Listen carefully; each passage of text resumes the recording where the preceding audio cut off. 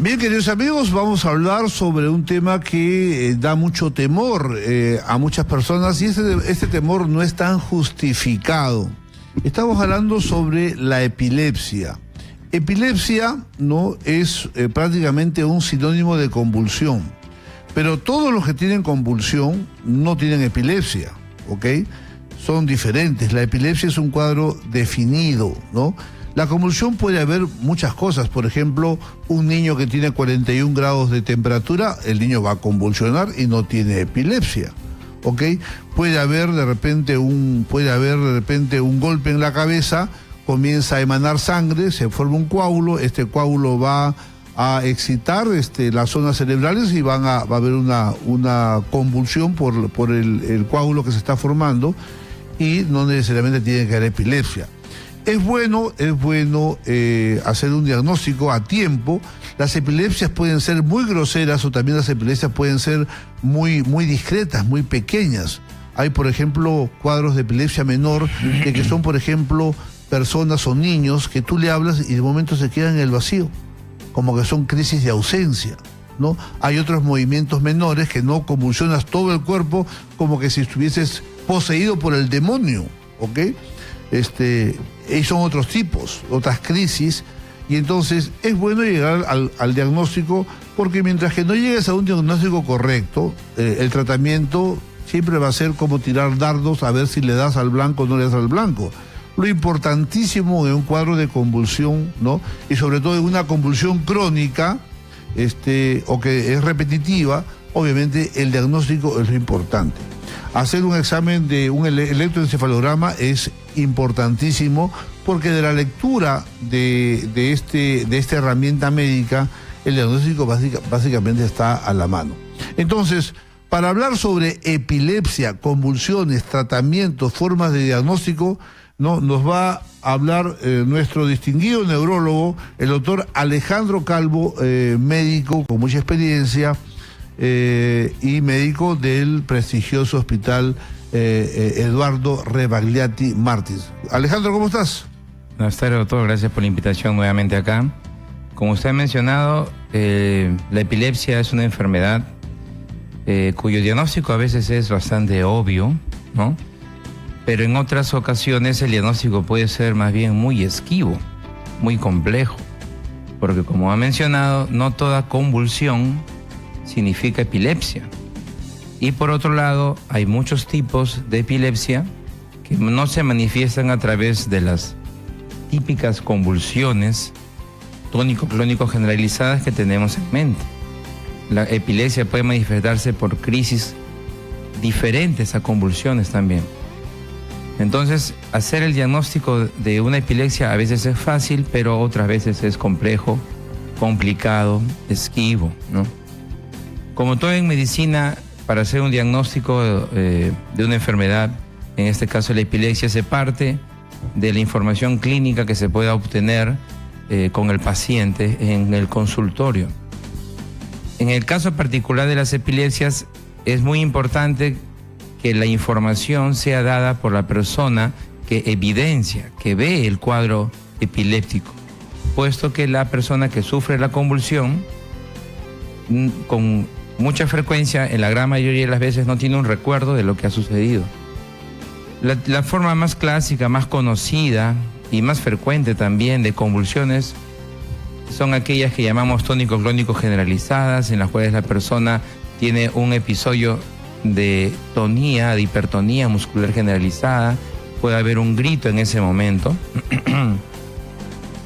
se acompaña de una mordedura de lengua en ese momento, después se pasa a la fase tónico-clónica que se llama, que es una fase en la cual hay un ritmo de relajación y contracción muscular, que son las famosas sacudidas epilépticas, que son tan llamativas, y luego hay un periodo de relajación donde la persona puede incluso tener incontinencia esfinteriana, puede haber un momento donde la persona se miccione o defeque, y después de eso ya hay un periodo posictal, así se llama, en el cual la persona queda como adormecida, un poco confundida, durante unos 15 minutos aproximadamente, y luego de eso ya comienza a recuperar su estado de normalidad. Y luego de un cuadro epiléptico, lo usual es que la persona regrese a su estado basal. Cuando una persona ve ese tipo de convulsión, El diagnóstico es bastante claro. No hay dudas que había una convulsión y la sospecha de que esa convulsión se deba a una epilepsia es bastante alta. Hay que hacer algunos exámenes para confirmarlo, pero ahí es bastante obvio. Hay otros tipos de manifestaciones epilépticas en las cuales llegar a la conclusión que el síntoma o la manifestación clínica es debido a una epilepsia a veces no es tan obvio. Por ejemplo, en los casos de las ausencias, ¿no? Las ausencias son episodios en los cuales la persona, es más frecuente en niños, es más frecuente en la edad pediátrica, la persona de un momento a otro, la actividad que estaba haciendo la suspende. Por ejemplo, si un niño estaba escribiendo o estaba pintando, de un momento a otro se queda como inmóvil.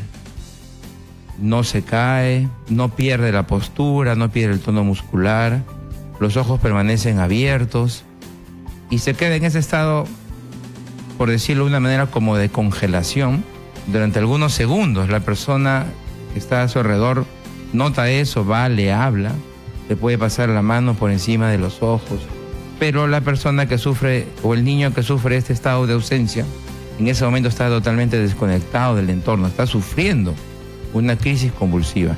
En su cerebro está ocurriendo una descarga epiléptica generalizada, solo que se manifiesta no por las convulsiones, por los movimientos, sino por un estado de ausencia. Pasa unos pocos segundos, unos 10 segundos aproximadamente, y el niño regresa a hacer su actividad. Si estaba pintando, otra vez sigue pintando como si nada hubiera pasado. Muchas veces esto se manifiesta a través de un bajo rendimiento escolar. El niño tiene bajas notas, no puede captar bien lo que le dicen en clase, y es porque ha tenido episodios de ausencia durante las clases en los cuales ha perdido la hilación de la narración de la clase que le hace el profesor, y eso impide que lleve un adecuado desempeño escolar, ¿no? Entonces, a veces el bajo rendimiento escolar es ocasionado por episodios de ausencia, ¿no? Entonces, a veces puede suceder que esas ausencias uno no las relaciona con la epilepsia. ¿Cómo llegar a esa conclusión? Hay otros tipos de manifestaciones epilépticas que no hay tampoco los movimientos tónico-clónicos típicos, sino que, por ejemplo, hay una sensación de vacío abdominal, por ejemplo, en las crisis temporales. Luego hay un movimiento de chupeteo de los labios. La persona puede tener una sensación de lo que se llama el déjà vu, que algo que ya ha vivido. Y hay movimientos de chupeteo oral, movimiento en las manos, hacen algunos automatismos, cogen su ropa, se manipulan el cuerpo, a veces hay manipulación incluso de genitales. Y cuando uno le habla a esta persona que está en esa actitud, la persona pues no tiene contacto con el que le está acompañando. Está desconectado de su entorno. Y esa es una forma de convulsión epiléptica, solo que no es la clásica. ¿Cómo relacionarlo eso a una epilepsia? Otro tipo de convulsión, y que en realidad ya más es un reto a veces diagnóstico, es en las llamadas crisis frontales, que tienen una gran variedad de manifestaciones de presentación. Puede ser que una persona esté en su casa con normalidad y de repente se para, comienza a gritar y sale corriendo por la puerta. Uno lo puede tomar eso como que es un cuadro psiquiátrico quizás, pero las manifestaciones de ese tipo pueden ser una convulsión, pueden ser de repente que comiencen a hablar palabras soeces de un momento a otro, o risas inapropiadas, o que comiencen en la cama a pedalear, se paran, se comienzan a tocar el tórax y después otra vez se duermen. Entonces, en las crisis frontales, donde hay una gran, inmensa variedad de manifestaciones posibles, para que uno comience a sospechar de que ese cuadro clínico es compatible con una epilepsia del lóbulo frontal, lo más importante es que hay algunas características comunes que uno tiene que considerar. Por ejemplo, en las crisis frontales suele haber un ritmo circadiano, es decir, es más frecuente en algún momento del día, sobre todo en las noches. Por eso es que también las crisis frontales pueden confundirse con trastornos del sueño, que muchos trastornos del sueño van con hiperactividad. Otro dato importante para darnos cuenta que es una crisis epiléptica es que es un cuadro bien sistematizado, es decir, que se repite crisis tras crisis. De repente el paciente está durmiendo en la noche, se levanta, comienza a gritar, se comienza a agarrar la cabeza, se moviliza rápidamente en la cama, y uno eso quizás no lo relaciona a un cuadro epiléptico, pero si eso se repite una y otra vez, y otra vez, y otra vez, es decir, es un cuadro estereotipado, que siempre se repite, eso ya nos debe hacer pensar en que el cuadro es un problema epiléptico.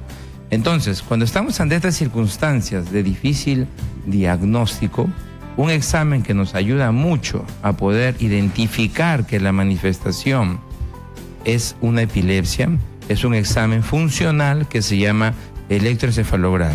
Este electroencefalograma es una prueba no invasiva en la cual se colocan unos electrodos en la superficie del cuero cabelludo, la persona se le coloca en reposo y se puede ver la actividad eléctrica cerebral a través de ondas, ¿no? Entonces, en la epilepsia hay algunas características de esas ondas que uno identifica y que ya nos hacen ver que el cuadro o que la persona sufre de actividad epiléptica a nivel cerebral. El examen se puede sensibilizar con fotoestimulación, con hiperventilación y luego de hacer eso, si uno tiene la sospecha clínica y eso lo corrobora con un electroencefalograma que sale positivo para actividad epiléptica, entonces ya podemos hacer el diagnóstico. Este sábado vamos a estar en la clínica Oprese haciendo una campaña de electroencefalograma. Vamos a estar desde las 8 de la mañana. Vamos a hacer todo lo que es la historia clínica, la anamnesis, que es tan importante para este diagnóstico. Y vamos a tener precios de campaña para lo que es el electroencefalograma, en un acuerdo que se ha llegado con la Clínica Interamericana. Entonces estaremos esperándolos ese día desde las 8 de la mañana para esta campaña de epilepsia en la Clínica Oprese. Y para cualquier duda adicional que deseen tener conmigo, pueden llamarme al 94-8649-230, 94-8649-230, que gustoso atenderé sus dudas. Bueno, atención las mamás, los papás, si tienen un niño que está con un rendimiento escolar bajo, ¿no? Que no tiene explicación, ojo que una de las causas podría ser estos síndromes neurológicos, como son las crisis de ausencias, ¿ok? En la cual el niño se queda como que está en otro planeta. Y efectivamente, ¿dónde estará el niño? Estará en Urano, Neptuno, Plutón, pero tú le haces la manito así, el niño no ve nada, ¿no? Pero esto muchas veces puede pasar desapercibido, como si nosotros estuviésemos pensando en las moscas de Neptuno, y a veces también nosotros nos pasa eso, pero ocurre que muchas veces al niño le pasa esto en el colegio y se desconecta, pues justo cuando el profesor está explicando el seno, coseno, cotangente, ¿ok? Allí. Así que una forma de llegar a eso es un correcto diagnóstico. Este día sábado, desde las 8 de la mañana, el doctor Alejandro Calvo estará con nosotros. Gracias Alejandro. Y ahora